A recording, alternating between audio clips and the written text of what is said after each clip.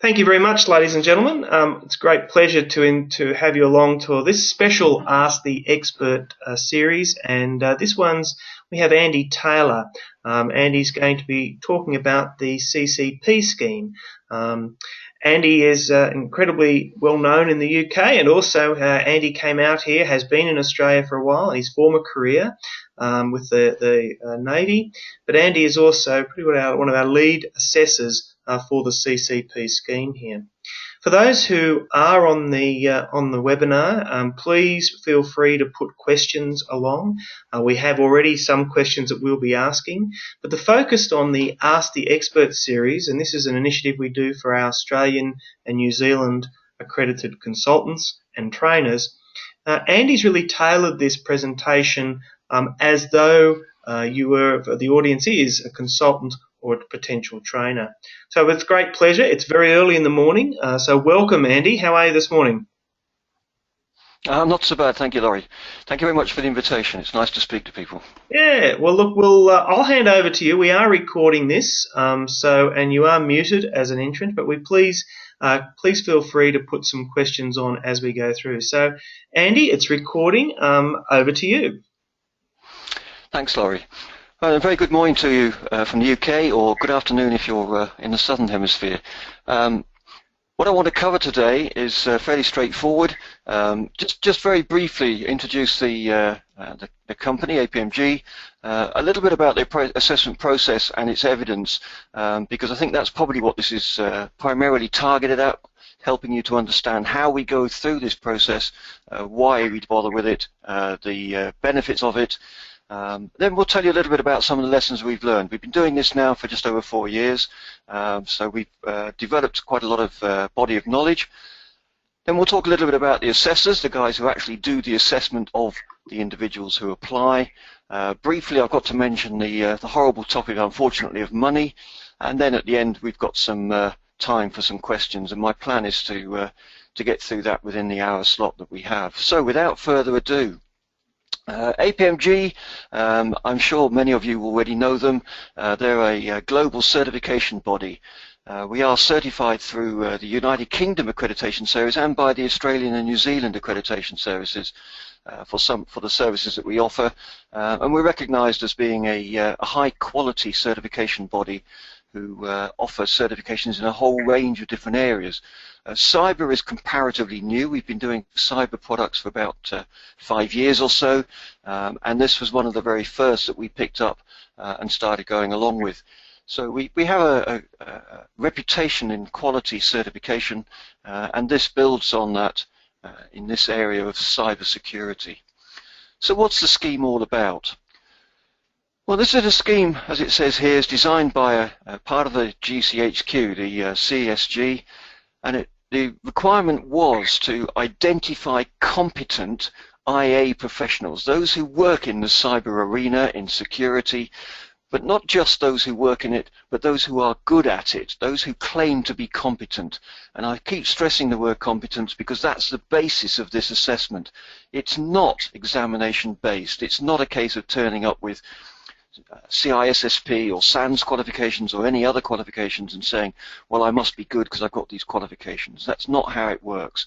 This is around competence. It's based on a framework. The framework was developed by the Institute of Information Security Professionals in the UK and CESG, and it's freely available. It's a PDF download. You can pick it up from our website. The web address is there on the screen. And alongside it, there is a guidance document, so when you come to apply, it gives you some hints and tips as to how to go about the application process. The whole essence of this, though, is that fourth bullet point. You have to prove that you can do the job for real, not just talk about it.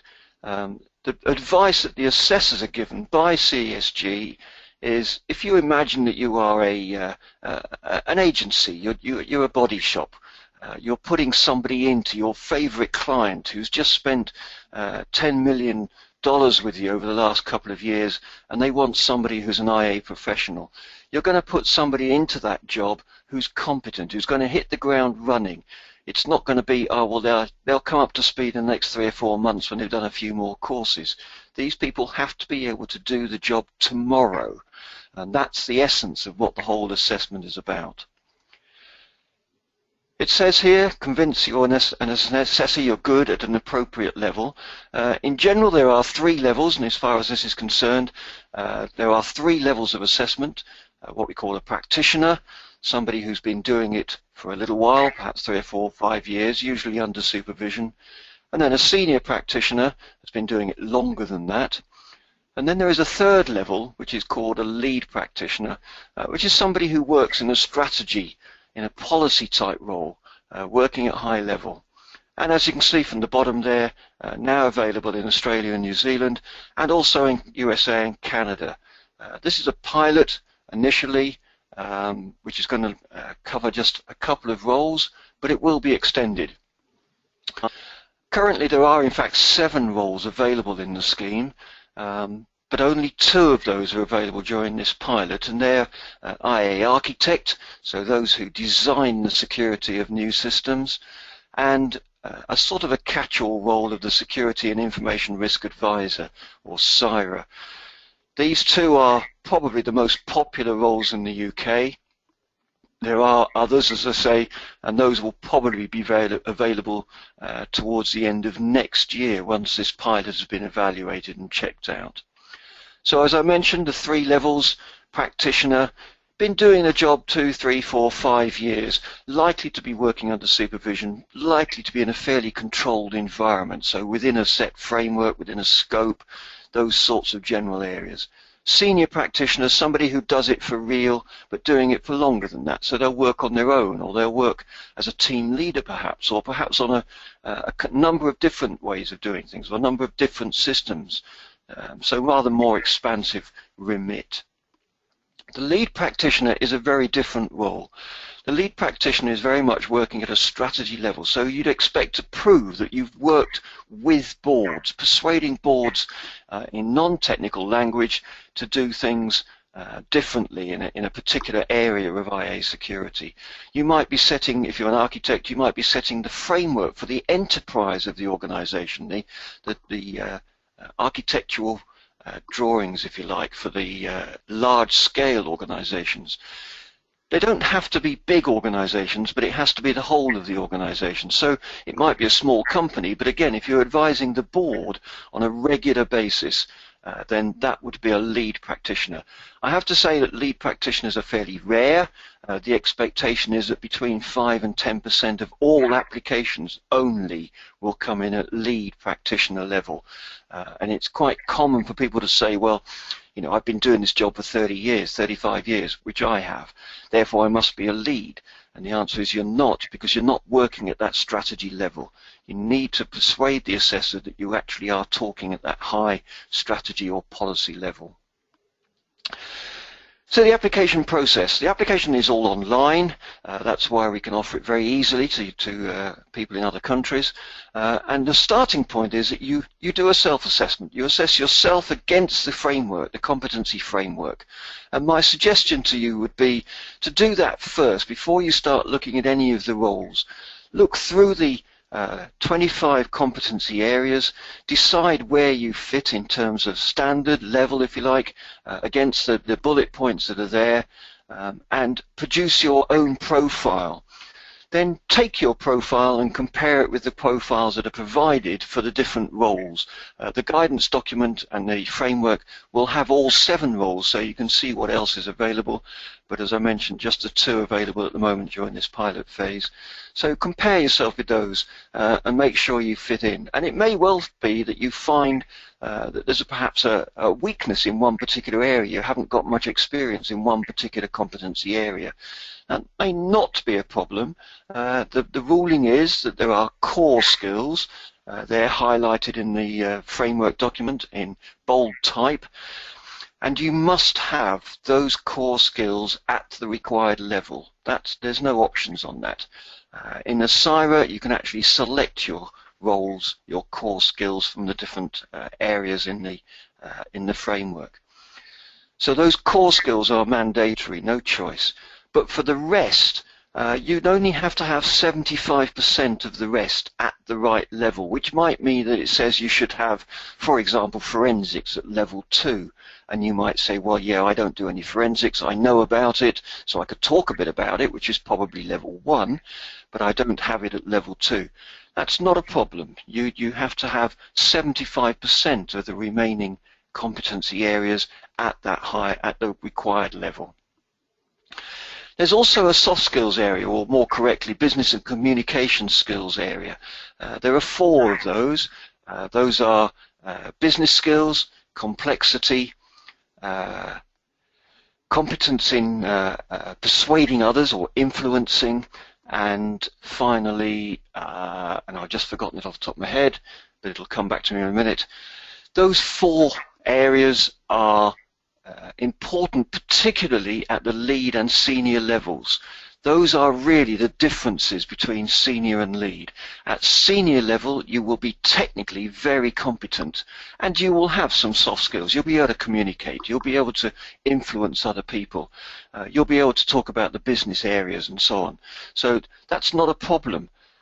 But at the lead level, you will have those skills in much greater strength. You will be much, much more comfortable with talking to non-technical people in non-technical language and persuading them to spend large amounts of money on security. That's the key difference with the lead skills areas.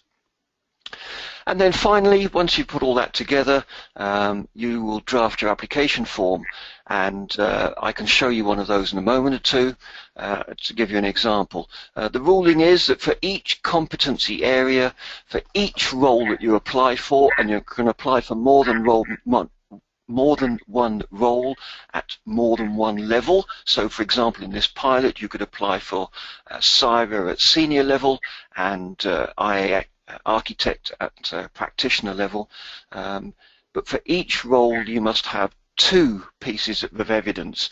Sometimes they will overlap, so you may not need 2 distinctly different pieces of evidence, but you need 2 pieces of evidence for each competency, for each role. The process then, to start off with, you apply at the beginning with your application level down at A here. I'm not quite sure why the A is not showing as application. Oh, there we are. It's decided to show as application. True. It's delays on the system, I suspect, somewhere along the line. So your application comes in. We'll take a first look at that application. Your application involves the application form and a CV. We'll take a first look at that. Just a very quick look to make sure you're heading in the right direction. If you're not, if you've missed something out, if you've misinterpreted something, or you've applied at lead level and you've only been doing it for 2 years, then we'll come back to you and we'll say, you're not appropriate for that, or we need more information on this, or you might like to think about that before going on. Once we're happy with that application, then we'll lead you into a technical evaluation. This is a short 15-minute online test. The idea behind it is not a pass-fail. It's not an exam in the true sense of the word. It is questions and answers, but they are multiple answers to questions, so it's not a simple 1 in 4 option. And the idea behind it is to allow the assessors to gather more information, to let them understand better what you know and what you don't know. So, for example, you might be asked a particular question and you might give some answers, and we also ask you to put in your confidence. So how confident are you with your answers? And you might get those answers all correct and you're 100% confident. The assessors will say, fine, great, and they'll ignore that. On the other hand, you might give totally wrong answers and be 100% confident, and they might well challenge that at interview. In fact, I would suggest they're almost certain to challenge that at interview. Now, it may be that you actually can justify your answers and say, well, that's how we do things around here. And that's what the assessors are interested in, to get you to talk about why you put those answers in, why you thought they were correct. We'll ask you also to do a personal evaluation. That's basically a plain text box that you complete and answering some questions on personal skills. And that will also be the same thing that your referees will complete. And we expect you to have a minimum of 2 referees. And I'll talk a little bit more about the referees in a moment or two. But in essence, we would like to see perhaps a client or a line manager colleagues are okay, but colleagues tend to be a little bit suspect in most respects, insofar as they tend to say what we think they ought to say rather than what's actually the case, whereas clients and line managers tend to be very honest with us. So we prefer clients and line managers of one sort or another. We will then interview you, and we will interview all the levels. So if you're applying at practitioner, senior or lead, we'll interview you. It'll be an online interview, a telephone interview using GoToMeeting. If you're applying at lead level, we will also expect you to do a little presentation, because we think you should be able to persuade us as assessors how to allow you to be certified. And I'm sure a question that will arise, which is, so what do I give a presentation on? Well, I'm sorry, you're a lead practitioner. If you can't decide how to persuade me as an assessor why you should be certified by picking a suitable topic, then you're probably not a lead. So there we are, we start there. At the end of the interview, which will last about an hour or so, give or take, and that'll be with two assessors for senior or lead level. One will look at the technical side and one will look at the soft skills side. At practitioner level, it's just a single assessor who will look at both sides. At the end of that interview, they will tell you what their recommendation is. They may make some recommendations on where you might want to enhance your skills, or perhaps you've got a bit of a gap. And the interview purpose is really threefold. One is to verify what you've said in your application. It's to validate what you've said in your application. We all have a slight tendency now and again to perhaps exaggerate or perhaps elaborate slightly, and the interview process is designed to find out whether that's really the case. And thirdly, also to fill in any gaps. So if you've got a bit of areas where you're perhaps not quite as competent as you think you might need to be, then they can ask you some appropriate questions, and it may turn out you actually have exactly the right experience, and therefore we can fill in some of those gaps. So at the end of that interview, we will tell you what the recommendation is. The assessors are recommending that you're certified at a particular role at a particular level. That recommendation goes off to somebody totally independent, who then looks at the process, looks at the evidence, makes sure it's all fitted, been done properly, fits together well, and then we'll award the certificate, which is an electronically based certificate, so you get access to it, and you can share that with anybody you like simply by sharing the web access. So that's the process as a whole. For time frames, from you completing your application through to a certification decision, from the time of a completed application being received, we have a service level agreement of a maximum of 30 days, subject to a couple of caveats. If you need to do more work, then it might take a little bit longer, but in general we tend to do it very much quicker than that. The fastest from the date one of an application through to a certification, we've managed to do it in 12 days. So it's a very quick process, or can be a quick process, but it does rely on you getting your information, your evidence available and properly sorted, and probably as important as that, getting your referees lined up and sorted, because they tend to be the people who delay things. But I'll come back to that in a moment or two. So what does evidence look like? What sort of evidence are we talking about? Well, as I've mentioned, you put this in online. We don't expect to see reams and reams and reams for two reasons. Firstly, it would take you too long to put it together, and that's not what we're interested in. And secondly, we have to use it. We have to read it. So we're not keen on it taking a long time either. So we ask you to use an evidence form, and my next slide will show you a sample of that, just to give you a flavour of it. You don't have to. If you want to submit it in some other format, you can do. We don't mind about that. We can take any evidence you like. So if you've used it, for example, for applying for IRAP, which is something you might have done, then we're very happy to take that evidence form. But you do need to make sure that it covers the areas that we're interested in. Don't just assume that we will mix and match. We will be using our framework, the CCP framework that GCHQ has put together as the core basis of the assessment, so you need to present your evidence against that core framework. Qualifications are good. We like qualifications. We don't have any problem with qualifications at all. We know some are much more valid than others. Some are easy to obtain. Some are much more difficult to obtain. We do ask you to upload copies of your certificates, just to scan a copy of a certificate. And we will check up to make sure they're still valid. For those that are required to be maintained, we make sure that you do that. So we will check up on those. But they're not the only thing. We all, I'm sure, have met people who've got lots and lots of qualifications, but very little in the way of actual, perhaps, knowledge or experience, and perhaps can't do the job for real. And don't forget, this is very much about competence and doing it for real. As I've mentioned, 2 pieces of evidence required for each role against each competence, and I'll show you what that means in a moment or two. It's a few sentences at most. We don't expect reams and reams. Putting this together probably takes a few hours in order to do it properly. So your application process might take you 3 or 4 hours to put together, but it is quite a valuable qualification, so that's perhaps not unreasonable. So this is what an evidence form looks like. This is one that's available. We've produced this one as a sample document of an unnamed individual. This particular one is looking at risk management. As you can see, the identification of that competency area is B2. The competency areas go from A1 through to H2. There are different numbers in each of those different areas, so there's about 25 in total.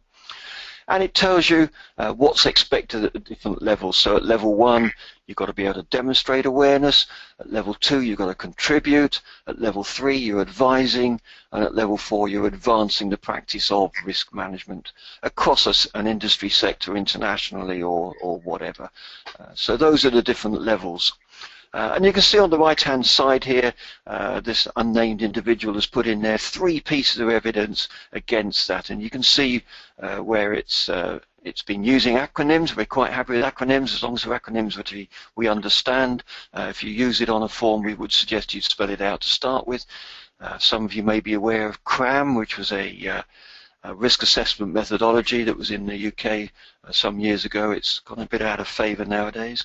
I'm sure you've all come across ISO 27001, so that's fine. ITSOs and SIROs and so on. I'm sure you are very familiar with all those sorts of terminologies. Terminology we don't have a problem with. The people looking at this, of course, are experienced people, so they've heard a lot of this before. Because you are in a different part of the world, it would be beneficial just to make sure you spell out first time out any of these acronyms that might be exclusive to Australia or New Zealand. But other than that, we're happy to take acronyms. We like acronyms. It makes things shorter. So what have we learned so far as assessors and how we do the process? First off, the evidence is really what it's all about. Fairly obviously, we can only assess on the basis of the evidence that's been provided. If you give us nice, clear evidence, nice, clear, targeted bullet points, just along the lines of ones I've just shown you, then that's much easier for the assessor to make the right decision. And you feel confident and happy that you've been properly assessed. So we need to make sure that your evidence is clear, and remember, if you don't provide us with the evidence, then we can't base the assessment on it. It needs to be all there one way or another. So include other things, but don't brain dump, don't just include everything. Include the stuff that's important. Be very clear about this difference between lead and senior.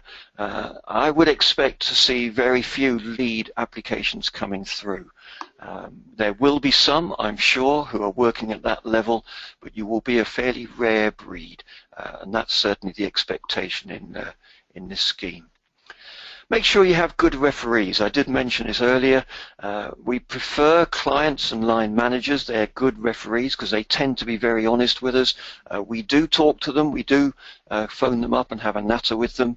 We ask them some particular questions, but they tend to be very honest with us. Work colleagues, okay. We don't have we won't ban work colleagues, but they are really a bit of a last resort. So if you can find a client and a line manager, that's really good. If you can't find either a client or a line manager, perhaps you're a one-man band, then 2 clients, that would be good. Or if you really have to, then a client and a work colleague is quite acceptable. But as I say, the ones that we would give preference to would be the clients. The assessors, all the assessors that will assess you are security cleared in the UK, so they hold a good security clearance, government-based security clearance, so you can talk about security matters. However, I would urge you not to do so in language which isn't unclassified.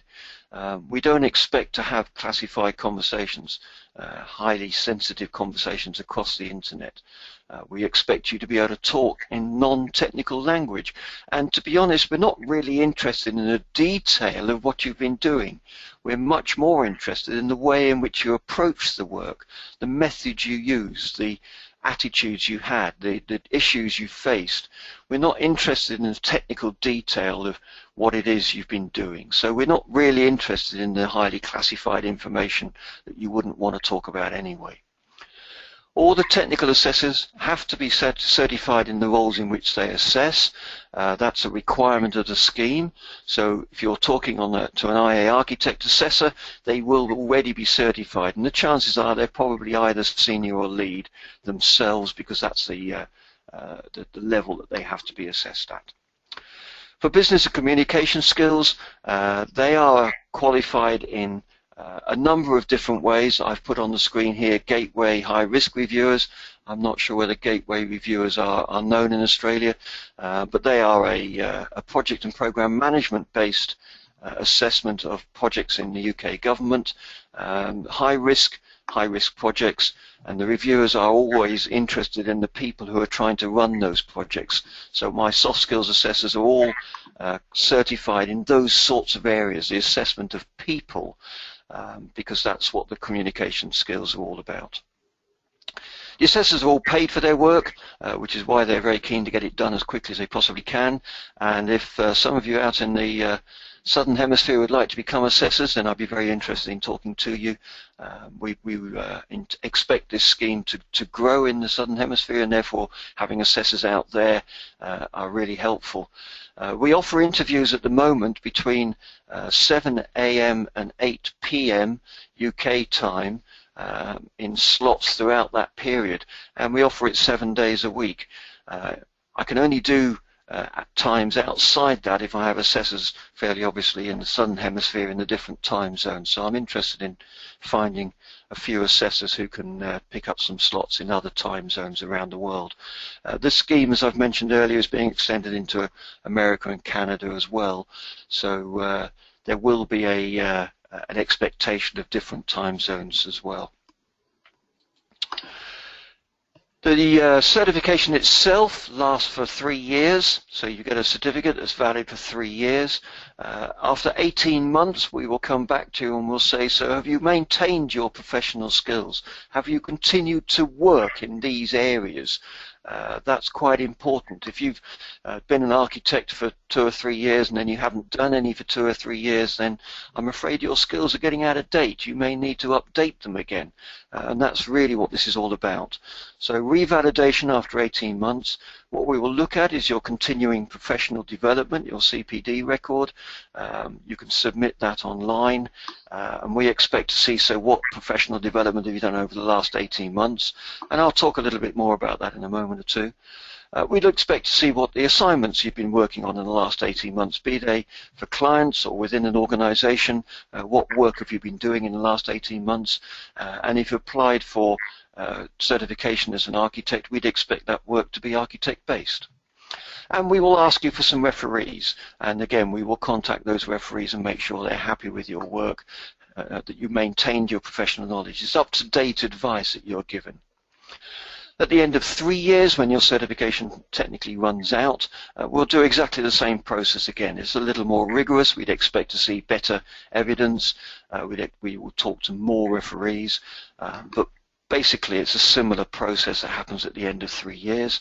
And at either of those two options, we can include an upgrade if you wanted to go from practitioner to senior, for example, or you wanted to include SIRA as well as being an architect, then we can add those in at either of those two processes, and the reassessment or the revalidation will be included as part of that upgrade process. So what's CPD all about? Well, I'm sure you're very familiar with it. A lot of organisations ask for it. One of the things that we don't do is collect points. In our opinion, points don't actually prove that you've done anything. I'm sure we've all been in the situation where we've gone to conferences and fallen asleep at the back, but because it was a one-day conference, we gained 2 CPD points. That's not what this is about. What we're interested in is what you did, why you did it. What were your expectations? Why did you bother to go to that conference? What did you get from that conference? Did you gain some extra knowledge? Did you get some extra insight into a new technology or whatever? And then how did your work change as a result of that? How did your work improve as a result of attending that conference or whatever it might be? Some people use what's called the STAR format. You may have come across this. Indeed, you can use this for evidence as well. The situation you were in, what position were you facing, what sort of issue did you have? So what did you do as a result of it? And what action did you take as a result of that task? And then finally, what was the result of that? Now, be a little bit careful. There's one word which tends to crop up fairly frequently, notably in CVs, but also in evidence forms. And the word is responsible. People say, I was responsible for this, I was responsible for that. Now, with the best will in the world, responsibility doesn't mean you did anything. I'm responsible for my children, but I'm not accountable for what they do on a day-to-day basis because they're now adults, they're grown up. So responsibility is fine, but it's what your actual work was, what you actually did is what we're interested in. And that's why some people use this STAR format for their evidence form. In continuing professional development, seminars, conferences, training, both developing training and delivering training as well as receiving training, that's all good CPD. Informal courses, maybe you had a webinar about, I don't know, about some new professional certification that's coming around, whatever it might be. All that is good professional development and should be included. I do recommend, by the way, that you do this on an ongoing basis, and indeed on the APMG website there is a free facility where you can record your CPD online, and it will produce reports for you which you may be able to use for other circumstances, because I'm well aware there are other professional bodies require CPD as well, and it may well be that that reporting system can meet all the requirements for you, so you only have to record it once. Don't forget networking events, briefings, research, and don't forget that also it's the soft skills side of life. So voluntary work, you work with a local football team or a local scout or guiding group or some other voluntary activity, that is also important because it's you as a rounded person. And don't forget the soft skills also need continuing professional development. So don't forget that voluntary work as well. Almost anything you do is outside your normal work, day-to-day work, is probably CPD in one sort or another. To touch on the costs of this, the basic level cost for a practitioner is 800 Australian dollars. Sorry, as you can see, 1,200 for senior and 1,400 for lead, because those processes are rather more intensive, require additional assessors. If you want to add a second role, so if you apply for senior practitioner with a SIRA and you want to include an IE architect role as well, then there's a straightforward standard fee of 600 for each additional role. At the moment, with only the 2 roles, then clearly that would be a maximum. And as you can see at the bottom, there's a fee payable after the 18 months and after the 3-year mark. But it's relatively small. It's a fixed fee for whichever level of role you're at, and just for interest, you can see the equivalent in the UK. So you see, you can get a reasonable deal out of it. Andy, Laurie here. Just while we have that slide, that Australian fee is fixed because the exchange rate has fluctuated a little bit from the £400. So is that what or do we go back to the pound at date of invoicing? I think my understanding is it's a fixed fee, Laurie, but I have to say I'm not entirely sure. You'd need to talk to the finance people on that one. That's not a decision I make, I'm afraid. Yeah, no, look, I just want to warn, but just for people on there, please see me about that because the pound has been fluctuating. The Aussie dollar sure. has not been strong. So I think the big takeaway, it's £400. And we work, and £200, and we work back at the date of invoicing. So, but that's a very good approximate you got there as well. So yeah. Okay. That's about the end of what I was going to say, Laurie. That's the website where you can find out much more information, and that's where you can download the documents I've talked about, the framework document and the guidance document. You can get from there. The evidence, example evidence form is available to you once you've registered to apply. The application process, there's no time limit on it. As long as you've applied before the end of March 2016, which is the end of this pilot phase, as long as you applied before the end of March, then that application will be processed and will be taken through. And the scheme will be extended, as I say, next year. There is every expectation that it will be extended after March next year. It's just that this was a 12-month pilot phase just to see whether there was any take-up and whether there was interest, and there has been in all the 4 countries, interestingly. There's been quite a lot of interest in the States. They don't have anything like this at all. So as long as you apply before March 2016, then the application will go through. And if there are any other questions, then please feel free to ask them now. Thanks, Andy. Look, I have got a few there, and I think that you've touched on that one about the application. People have read the end of March and thought they had to have it completed. Look, there's no time like the present to get it started, but that's a very important point, as long as the application is received by that point. And I'd urge everyone in Australia and New Zealand, when sometimes there is some shutdown as a contractor, an excellent time while you're having a quite refreshing drink over summer. It's a good time to maybe think about putting this in order. So that's a real suggestion there. As the audience of this, I also look through here, and we may have some registered consultants or people thinking about being a registered consultant with us in our accredited consulting scheme. It seems a lot of similarities, Andy. The evidence-based, the independent assessor. We're not after the detail, but we're after how you handle situations. Am I right in saying that there was a lot of synergy there? More than that, Laurie, the CCP scheme that we developed was based on the registered consultant process, so of course it looks very similar. That was a tried and tested process. We knew it worked, and all we had to do was to meet the specific requirements that GCHQ put upon us in terms of, for example, having the online test. That was a particular requirement they put upon us, but other than that, it's a very similar process. I think you've gone one step further. I really admire the online aspect, and I think that's something where we can now learn from this scheme. I think that's an excellent process for registered consultants. So I think it's nice to see you've used something, and then I think we can also look at that as a future model. So for any registered consultants out here, that's the similarities there. Anyone interested in the registered consultant scheme, which is a similar assessment of your competency as a consultant, please contact me as well. The other thing in the audience we'll have, and people listening to this, and we get a lot of these webinars in the Ask the Expert session downloaded afterwards, a number of those people would be trainers.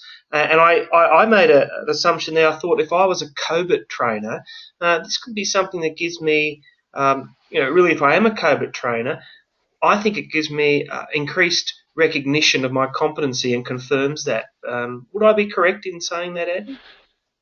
Yeah, I think you're absolutely right, Laurie. And I think not only COBIT, I mean COBIT in particular, I think it would validate your COBIT skills if you were able to say, I've been assessed as a very competent IA professional. I think it just shows that you are wider and broader than just doing a bit of training. And I'm not decrying a training world. I'm a trainer in my own right. But I think you're right. This shows, and this requires quite a broad scope of understanding and knowledge in terms of the IA world, and not only have that knowledge, but also to maintain that knowledge. And I think it's critical that people understand that these are the the core skills, if you like, that people working in information security, information assurance should have. Those are the areas that we're trying to check out and trying to improve. The core of this process, the core of this qualification is there's lots and lots of people out there jumping on bandwagons saying they're good at security. This is a process which says you really are good at doing security, because we check you out against some very high quality standards. This is not trivial. Don't think that you'll get the evidence form rolled off in a couple of minutes. This is not trivial. You won't get through if you don't give this due reverence, if you like, because it is a requirement to provide some really good evidence. But as I say, it does then say, hey, I'm not just a trainer, I'm not just a consultant, I'm actually somebody who's a really competent trainer and or consultant. And I think that's very valid. Not only in COBIT, ISO 27000, if you're training in 27000, you'll recognize a lot of similarities there. Also into ISACA qualifications, CISP and areas like that. We have in the UK a lot of qualified trainers who are now coming into this scheme because they want to show that they aren't just able to train in one particular qualification. They have other qualifications available to them, or other skills available to them. So it also, as a trainer, if the training market gets a bit tight, and we all know that the training market goes through cycles, you know, it also validates your role as a consultant in this area too. I think that's the dual badging. What is the value proposition? I have to use that word. It is. It actually can help you morph out of training and do some consulting in that size. So I think that's where I'm. It's only until this presentation I've thought of that connection a bit stronger. So. The other one is we have the IRAP program in Australia, and people want to Google IRAP, IRAP. Another very good program that's been established by the Australian government, but quite different. And I'll probably lead. My perception is that CCP is something that is known and used in UK systems. And as we're getting more global, I already have had a number of consultants who say, I now, from Canberra and from actually small country town outside of Canberra, I actually have a US client. This will also allow this person and the company show credentials to a UK client. Am I on the right path there, Andy? That's some of the benefits I'm seeing. Yeah, absolutely. In the global environment. Yeah, interesting the evolution of this scheme. The UK also had a scheme a little bit like IRAP, and it was called CLAS, a CESG listed advisor scheme. That's been running since, well, I joined it in 1998, one of the first people to join that scheme. A scheme set up by the UK government, by GCHQ, CESG, part of GCHQ, and it worked reasonably well. In the last few years, it's fallen into a bit of disrepute, partly because the assessment process for getting into the scheme was nothing like as arduous, perhaps, comprehensive, as competent as it needed to be. So some people got into the scheme who really weren't very good, and that brought the whole scheme into disrepute, so much so that it's been abandoned. The UK government has abolished the CLAS scheme altogether and has replaced it with a new consultancy scheme, because they still need consultants within the UK government, and the new scheme is based on CCP. If you want to offer consultancy in IA, you have to be CCP certified in order to offer those services to government. In terms of the USA, they don't have anything that we're aware of which is like this scheme, this competence-based assessment. They base their qualifications very often on exams, and they say, well, if you've passed the CISP exam, then you must be good. I'm sorry, that just doesn't follow. People can pass exams because they're good at exams. Doesn't necessarily mean they have the real knowledge and experience to apply that knowledge and understanding into the real world. So they're very interested also in this. So this is an international qualification, allowing you to go around the world saying, look, I've been assessed against this international standard. I am therefore competent in these particular areas. And the different roles are the the ways in which you sell your services. And that's important. I do find that we are having, pardon me, but a lot of global companies that may have their parent company located back in the UK. So therefore, if you want to make sure that you're consulting to them in Sydney, Melbourne, Canberra, Adelaide, wherever, pardon me, you'll find then that this will allow them some confidence to say, well, I wish to employ company X because he's also got his IRAP assessment. That's great because that gives me the confidence that he's knowing the Australian system. But when I need to actually give him access or her access to my some of the other things that might be unique in our UK head office, we also know his competency there. So the two really do go hand in hand in that area. Am I correct in that, say? Is it fairly... Yeah, absolutely. I don't know the detail of the IRAP scheme, certainly, but I suspect if it's anything like the class scheme, it's based on technical competence insofar as they take qualifications, they look at perhaps a CV and say, so what do you say you've done? But there is very little, certainly in the class scheme, there is very little validation or verification of that information. So people could put anything they liked basically on the sheet. Now, I'm not suggesting people lied. That's the last thing I would suggest. But I think it was people were, we always write CVs to sound very glowing and very competent. Mm-hmm. This assessment, because it is independently assessed by people who are actually talking to you, and these guys are not stupid. They know when people are talking rubbish, and they know how to ask the question that gets to the underlying knowledge, the underlying understanding of what people have, and that's why I think this scheme is a very powerful scheme. Yeah, excellent. Well, I do think that's a very important point for people to also get in contact with me. I'll certainly, there's an email that's gone out with my contact details. I am the local contact in Australia and New Zealand, and I certainly would like to consider and take any further questions. So I had questions on COVID, trainers, IRAP, and the application dates. I think that's about the key questions that I've got and had put in, Andy. So just one last on the US. I'm going to New Zealand next week. We've had some very good interest in New Zealand on this. So I feel that may be another area.